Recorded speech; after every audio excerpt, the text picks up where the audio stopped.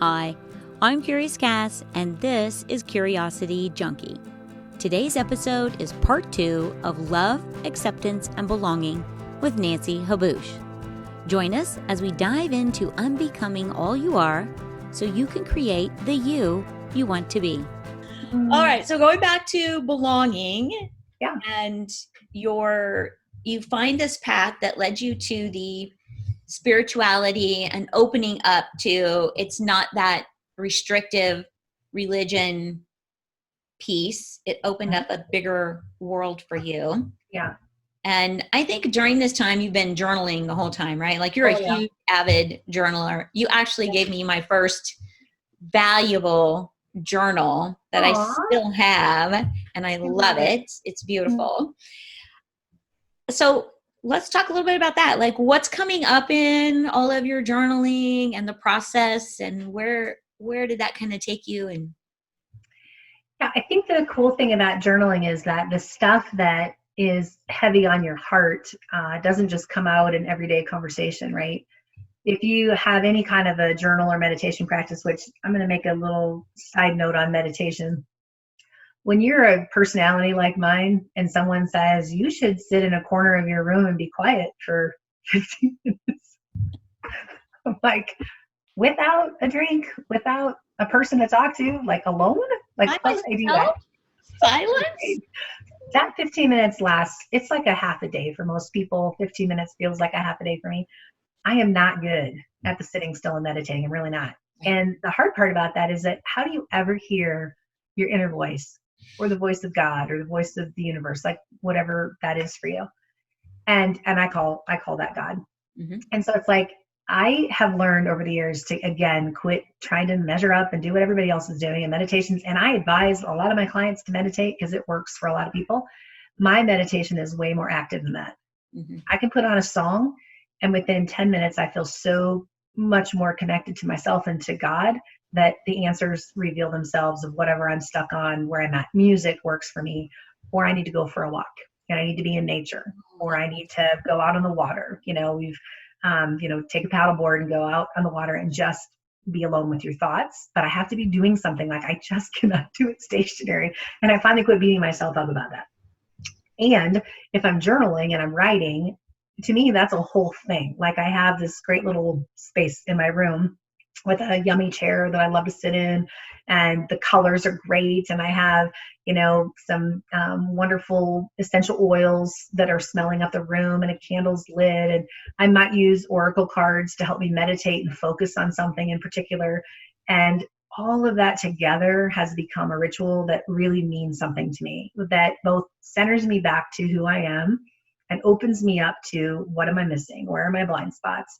Who needs me today? What do I need today? And I do think that we all have to find that for ourselves, whatever that looks like, because we're so busy and we're running at 100 miles an hour, and you can't run from it forever. It will catch you and tackle you and take you down. And it hurts. It hurts when it happens like that. Mine is, little mini breakdowns where I literally hit a wall and I tell my family I'm out, and I leave for 3 days, and everyone worries that I've gone off the deep end or I'm going to drive off the cliff. I've done that a couple of times in my life. And when I let it get that bad and it goes that long, that's always an indicator that I have poured myself out again and again and again for other people and completely ignored my own needs. And I haven't taken very good care of myself when I get into that space. Nobody else's fault. It's totally my fault. And it's my tendency, if I just do more, if I just do enough, if I just make a difference for enough other people, then somehow through osmosis, it'll get in. But you can't do your work by working on other people. I mean, that's what I think some people think that that's true. It's like, oh, if I help enough other people, then it'll help me. Like even back in the day of Dale Carnegie, if you help enough other people get where they want to go, you'll get where you want to go. Well, that's kind of true. Yeah. Like there is joy in like when you opened up and said, that I'm one of your mentors and helped you get, like there's nothing that brings me more joy than knowing I made a difference in somebody's life, and it helped open the next door for you to find out who you are. I love that work. Yeah. But I can't discover me in your work. Like I have to do my own work to find me. And oh my God, it took forever.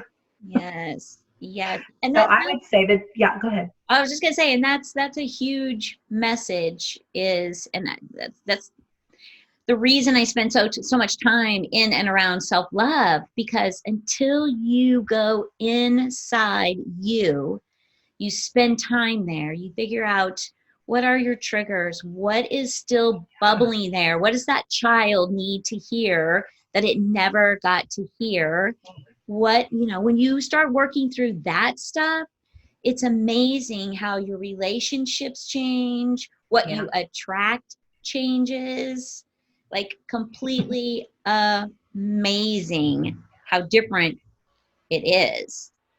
And the way you feel.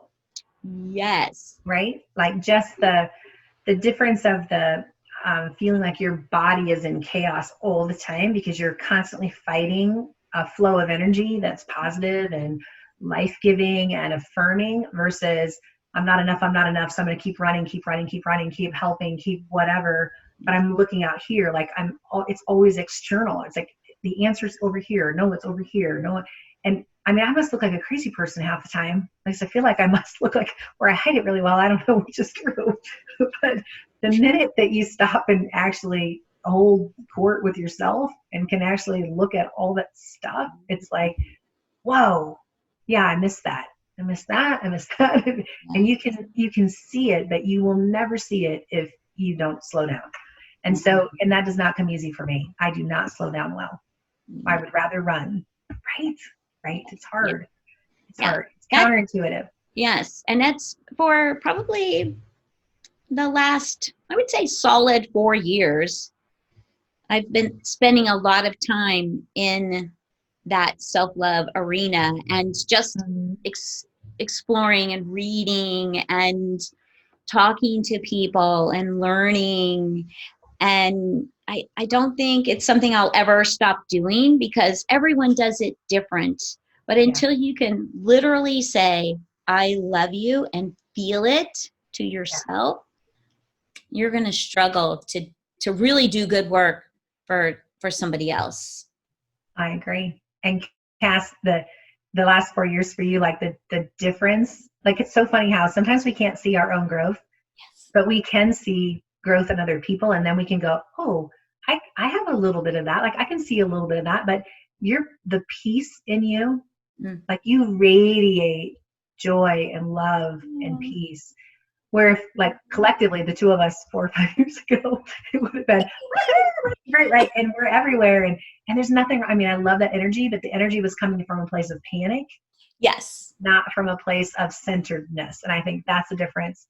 I see it in you easily. I love how it shows up in you.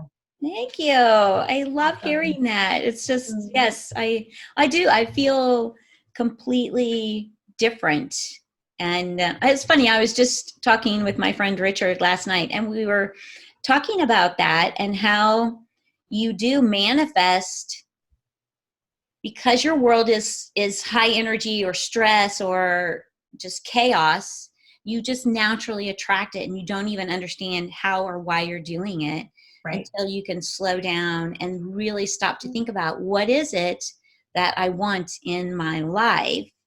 And then you start seeing it show up, and it's a little, I don't want to say unnerving, but it freaks me out every once in a while when I realize like, I'm actually bringing this in to my life because I've changed these things about me. So now I'm attracting this, or these people are showing up in my life and they're calm and centered and grounded. And I'm like, it's a little scary, isn't it? Yeah, it is a little. And every now and again, you'll find yourself, at least this is true for me, still sabotaging it. It's like, man, I haven't had any good drama for a while.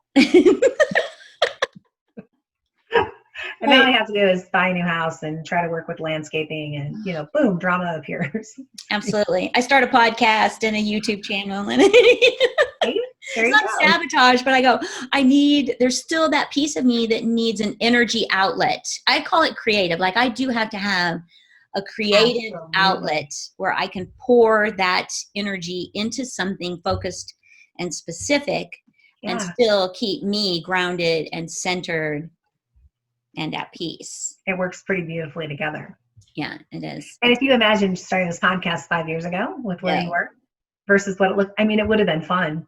It would have been different. Yes. Yeah. And it would have been fine. It really would have. But it's even better now because you're coming from such a pure place that the context of it all is I mean, it's beautiful. So it's cool. It's that message of love. And I love that you kind of touched on that it just comes down to love. And I think when we all get to that place, and not all of us ever will, but if I can encourage anyone out there to really find that piece that says you really get that it's about love, everything changes. Yeah. Just like but to get there, you got to unpack all the things that get in your way, which is all the unbecoming, right? Like if I believe this, then I can't also believe that. So I'm going to have to let go of that belief to hang on to the new one, right? And I think that the growth and the pain that comes from letting go of what you know and what's familiar and what's safe and adopting something new, a new way of thinking, a new way of being. And I mean, it's not like you don't lose relationships when you do that, because you do. Right. You lose some of the intimacy. You lose some of the, I would say the other thing about belonging that's interesting is it's the likability. It's for me to be liked by you, I have to be this certain way, and the relationship matters. I mean, sometimes it's family. And so it's like, am I okay pretending to be something I'm not so that you like me and I fit in? Yes. Or can I be okay being around people that I don't have that much in common with, and we don't believe the same things, and feel perfectly happy not fitting in? And that was probably the hardest, to be able to go home and know that it's okay that I don't fit in. Yeah. And to fit in would mean I'd have to let go of some things that are totally who I am. And so fitting in would be wrong. Right. But I can love and I can accept and I can adore all of those people without having to be like them. Yes. Because there's nothing wrong with them and there's nothing wrong with me. I love that. That's beautiful right there, is when you can recognize there's nothing wrong with them. It's not about them. And there's nothing wrong with you being different and who you are. Yeah. That's what it's about when you discover that. And that is hard when you talk about belonging with family and being able to go back and sit in a space and have compassion for their beliefs and the way they show up, and also have compassion for yourself. And I think that is probably one of the biggest hurdles when it comes to belonging that people face. We have the peer pressure and the societal belonging, and that's easier to pull away from. Yeah. But the family unit, you're so bonded and connected as you grow up, and their expectation is you're still that person you were when you left at 18 or whenever you left. Yep. And you're so not that same person. It's very difficult. It is very difficult. Yeah. And sometimes I'm pretty confident I'm hard to love, because you go from being, girls are a certain way and boys are a certain way. And I don't believe any of those things. And so, and I've always been, too loud, too much, too opinionated, too stubborn, too whatever. And, right. And so I think understanding that I get that I'm probably hard to love if you don't, and that I might not be appreciated for my strong beliefs and strong opinions. So I'm probably more cautious about reading the room and being careful not to, I know who doesn't want to hear those things. And if someone was actually open to a conversation about seeing a different view, I'm the first one to be on board. And now in an older version of myself, probably am a little more politically correct about how I do that, because again, I still don't think I have the only truth. I don't think what I believe is the truth. I don't think there's such a thing as truth other than love. And I believe in the universal truth of God or supreme being, that we're not in this alone. That's a truth for me, but I also believe that's not everyone else's truth. And so to believe that I have the commodity of truth and everything I believe is in this truth bubble and everything that you believe is outside of that, I mean, that would be a really shitty world to live in. Right. And I respect that some people do live in that world. They do believe they own the truth, and it's okay that that's what's true for them. And so respecting that and knowing, we're just never going to talk about those kinds of things because it just doesn't matter. And letting go of that rather than my need to convince or persuade. I'm kind of an influential being and I like influencing people. Yes. And I think what I learned is that there's a time and a place where that's appropriate. And there's other times where just loving people is all you need to do. Yeah. So, yeah. What would you, well, let's talk a little bit about what you do for a living, what your coaching is. I know that's a big thing. I have attended your Vision Journal workshop in Colorado, and it's amazing. I don't know. That's my creation project. Yes. Yes. And that takes a lot from you, but you do it beautifully, and you feel the love coming off of you at those. So I'm sure that does feel amazing for you as well as all of us participating. And I know you're working on a couple of other projects. I don't know if you want to share the stuff you're not quite ready to throw out there yet. Yeah, sure. You know me, I'm an open book. So my day job is as a Vistage chair. So Vistage is an international organization, 22,000 members worldwide. We do peer coaching with CEOs and key executives. And our focus with that is to really help leaders become a better version of themselves at work and at home. And so it elevates a conversation because you get to work with your peers. So it's groups of 15, and it's the same 15 people every month working on their problems and opportunities. And it's just such a gift. I was a member of Vistage when I ran Mr. Neat's Formal Wear, and it changed my life, changed my thinking because, you have this great idea and then 14 people poke holes at it and you go, oh, okay, back to the drawing board. Yeah, okay, maybe that's not so great. Yeah. Exactly. But it made me better. Yeah. And so I know what it did for me, and I love being able to provide the space for other leaders to get to have that same experience and that same growth through the work. And then I also have a coaching practice, 212-degree coaching. I named it that because the water boils at 212 degrees, and it's that one little difference between 211 and 212 that makes every bit of difference in your outcomes. And so I really enjoy working with people who are struggling with the gap between who they say they want to be and how they're actually showing up. It seems I also have a specialty around people who are stuck. I'm pretty good with stuck, for everybody except me. I'm just kidding. Although that's kind of true, right? I think that's how it is for most people. Right. They're good at what they do, advising others. That doesn't always mean we take our own advice. Right. The stuckness. So I coach virtually. I also coach in person one-on-one, but that's any type of client. Like I'm working with a couple of young people who are trying to figure out what they want to be when they grow up. And then I'm working with people who are in their third phase of their careers, trying to figure out what's next. And I love that work. And then, like you said, the passion project of working with vision journals. I really believe that if you can't visualize and kind of make a claim of where you're going and why you're going there, it's really difficult to, I believe in manifestation. You said manifest, and everything I've ever written down or put in a journal seems to come true. So I'm super careful what I put in there now because I have enough evidence that if you put it, then the stuff just kind of starts flying at you and you better be ready for it. So so I love that work, and that we do an annual retreat in person. And then I do monthly check-ins online as well as in person for people who can and have buckets of stuff to build your books with. And I believe in a journal versus a board. Like I think boards are fine. The problem is they sit someplace stationary and they're static. Like you create it one time and then that's it. Mm-hmm. Where a journal is super active, you're updating it all the time. And so it kind of becomes part of this. Like when I get stuff now or I'm struggling and I'm not feeling inspired, I just open up my book and there'll be a page or two that I'm just like, oh my gosh, I just love the way it makes me feel. Like, some pages are just about colors and energy, and it usually just shifts my thinking in a new way. So I love that work. And then my new project that I'm guessing you're alluding to is when COVID first hit back in March and things just went bananas, you had a little more time to think than I normally do. And I woke up from this pretty lucid dream about, I love these oracle cards and they usually have a spiritual twist to them.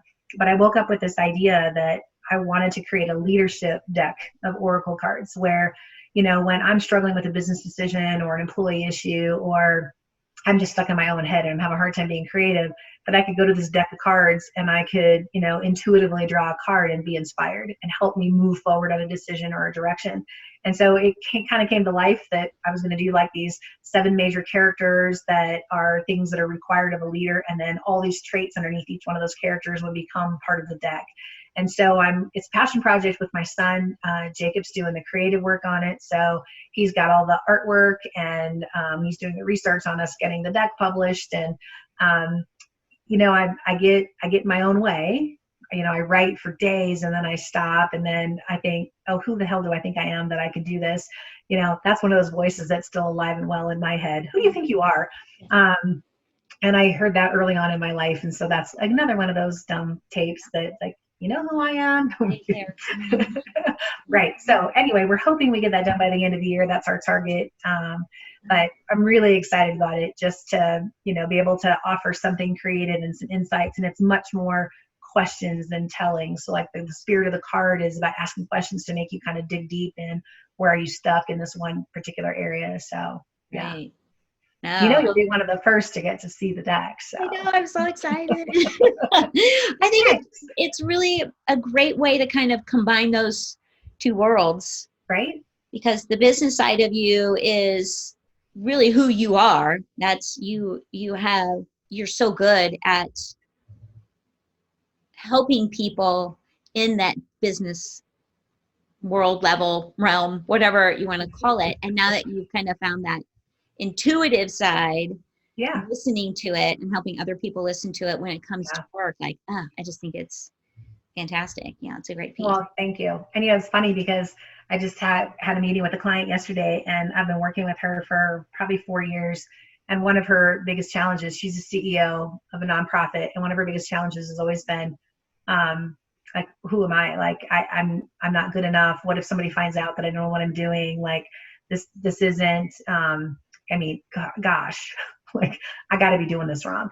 And she's brilliant. She's absolutely brilliant. And that voice in her head is so strong that in our session yesterday, she said, I finally believe it. Like I really am enough. And I made her go back through, I want the top 7 things that have happened in the last year that have got you here. Like, give me the stories. Tell me what happened when you had a reality check of, oh yes, that was one. Yep. That. And at first she's like, I can't think of it. And she goes, oh, well, okay, this happened. And here, and that validated, like, look, gosh, holy cow, they came to me. Like, that's a validation. And after she kind of repeated these 7 stories, just watching her confidence, watching her like just kind of revel in this space of, I really am enough.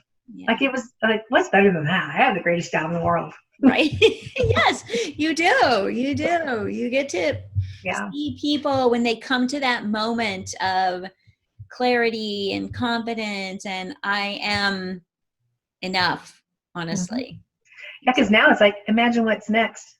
Oh. Now that you actually accept that, what are you going to do next?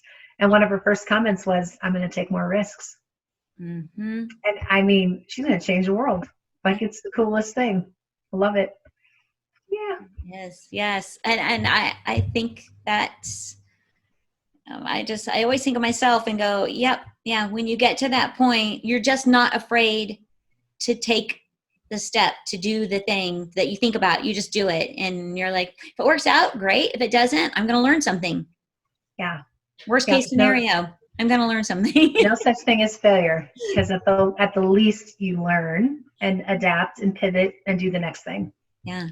So for young people or people who are in this phase of their life where they're examining and questioning belonging and who they are and fitting in, what advice, what do you leave them with?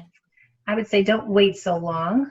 And because I think, it's all timing, right? And there's a reason it took me this long, and all the lessons and all the things that happened because it took me this long. That's just how it goes. Yeah. And I would also say that the answer is not out there, right? You have to spend the time doing the work inside. And that means you have to find people who can help you get there. No, I don't think anybody figures that journey out without help. So a mentor, a coach, somebody that you can kind of hitch your wagon to, that you can okay, they've got it figured out. Like, I think, my healer, Tree Stanley, like, without her, I wouldn't have taken the next steps. Like, she opened me up to possibilities that I never I just wouldn't have gotten there. And I found her through another friend. Like, these things happen in the most bizarre way. And so I think part of it is trust your instincts. And when someone shows up in your life, don't assume it's an accident, because there are no accidents. So when somebody shows up, they're there for a reason. Someone has sent them to you. Trust it and just explore what's the possibility here. Because I almost said no to my first session with her because I thought it was a little wacky. Yeah. You're like, right? This is so far outside of anything. Right. I was uncomfortable. Ever. But whatever really wonderful things happen when we're comfortable? Hardly anything, right? Nothing, right? Be uncomfortable. Good to be uncomfortable. That's my advice. There you go. Right. Okay. Well, if it makes you uncomfortable, you're probably onto something. Yeah, absolutely. Yes. If it's scaring you or you're getting like fear built up around it, do it. It's probably a good sign. If you weren't doing what you're currently doing profession-wise, what would you love to attempt? So 20 years ago, I would have told you I wanted to be a TV anchor, because that was always like this. I just thought it was the coolest job. And I used to do our promotional stuff for Mr. Neat. So I got to sit like at the news desk for Channel 7 and 9 a few times. And that was cool. I really liked it. But I wouldn't do that now. And I'm, probably past our time there. So I think I would say, literally, if fear was not a thing, and how much hard work it would be, being a speaker on topics that I care about. Like, I've always done some speaking, but it's been very targeted crowds, inside industries that I've worked in. But I love being on stage. Like, I really enjoy and the energy and the impact of, like, there's people that, like, if you're around a bunch of people, it just sucks the life out of you and shuts you down, and you're probably more introverted. And there's people like me who, the more people, the more energy. Like, when I walk into a room full of people, I'm on. Like, it's like, oh, this is going to be fun. Like, right, there's all these people, and I get energy from people. So I think the idea of, like, if you look at Rachel Hollis's, going from, this very small thought of what she wanted to do, and you look at her success now, and like that kind of a story, where I think she's helped a lot of women kind of come into their own. I think she's a classic example. And Brene was doing really serious work, because she's a researcher. So her work is on a whole new level. But that extreme of a Rachel Hollis and a Brene Brown, from I'm just telling my story and telling it like it is. And, maybe it's going to help some people realize they can do whatever they want to do, which is Rachel.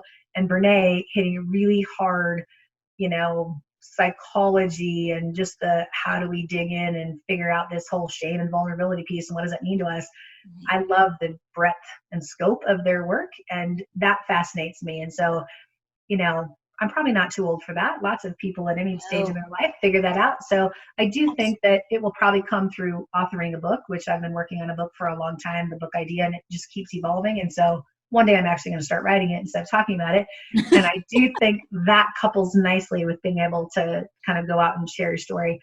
And I think my argument is always, and my fight has always been, I have a passion around helping girls, like teenage girls, get out of their own way. So there's part of me that has always wanted to do that work more intimately with teenagers, to help them fast track through crap that I wish someone could have helped me fast track through. Because I do think they're our future. They're brilliant. When I look at my 16-year-old, I can't even imagine what she's going to do with her life. Mackenzie's 27. And when I look at the version of her at 27, I mean, I was in my 40s before I knew the stuff she knows already. And so I feel like someone has to be helping our girls navigate their way in this world and become exactly who they want to be, without having to do that at the expense of men. Yes. Like, this idea that, we're women and let's go. I believe all that, but not at the expense of putting men down. Like, how can we all just live together and see each other as people, and not as male, female, or Republican, Democrat? Like, if we could just take all those labels out and get out of the freaking boxes and just be people, and love and accept and be where we are. If I could help with any level on that kind of a message, from our young people to people who are open to challenging their thinking, that would be really a fun career. Absolutely. And as you were talking about large group and being on stage, I go back to all the manager meetings that you facilitated, and dynamic. Like, I remember going to the first one going, who is this woman and how can I be like her? Oh, That's the sweetest thing ever. Thank you. You do. You absolutely walk in a room and own it. So yes, if I can encourage you to keep moving forward with being on stage, you would make a great TED Talks. Thank you. It's the whole get out of your own way to do that. But I think I would really enjoy that. Yeah. Absolutely. Because I have too many topics. That's always the thing, right? It's like, what would you talk about? 10,000 things. And I would try to do all of that in 10 minutes. Yes, exactly. You have 18 minutes. Go. Great. Well, Nancy Haboush, thank you so much for coming on and sharing your wisdom and the journey through belonging and being okay with not fitting into the box. That's thank you. A beautiful journey. Thank you. Well, it's a pleasure. I really just appreciate and value you and all that you are and what you're doing with this podcast. So thanks for having me. It was a treat. Yay, thank you. And to everybody out there, thank you all so much for tuning in, listening, watching, and stay safe and stay curious. Bye.